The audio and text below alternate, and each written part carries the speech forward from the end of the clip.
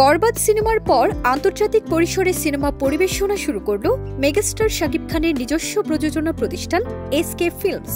Cinema নির্মাণের পাশাপাশি এখন নিয়মিত নর্থ আমেরিকা এবং গলফে চলচ্চিত্র পরিবেশনা করবে এই প্রোডাকশন হাউসটি। 9 এপ্রিল সন্ধ্যায় যুক্তরাষ্ট্রের নিউ ইয়র্কের একটি রেস্তোরাঁয় এক সংবাদ সম্মেলনের আয়োজন করে এসকে ফিল্মস ইউএসএ। সেই সময় প্রযোজনা প্রতিষ্ঠানটির আন্তর্জাতিক যাত্রা শুরুর বিষয়ে আলোচনা হয় বলে জানা যায়। এক সংবাদ বিজ্ঞপ্তিতে এসকে ফিল্মস ইউএসএ জানিয়েছে, আগামী 18 এপ্রিল যুক্তরাষ্ট্র ও 19 এপ্রিল কানাডায় বরবাদ মুক্তির মাধ্যমে এসকে ফিল্মস ইউএসএ আন্তর্জাতিকভাবে চলচ্চিত্র পরিবেশনা শুরু করছে।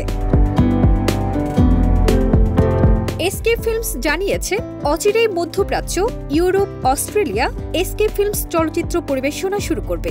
ইতিমধ্যে প্রাথমিক প্রস্তুতি সম্পূর্ণ হয়েছে।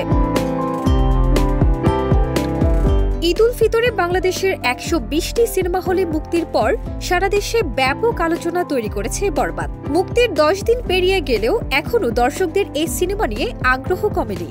সিনেপ্লেক্স, মাল্টিপ্লেক্স থেকে সিঙ্গল স্ক্রিন সবখানে এখনও হাউসফুল এটি।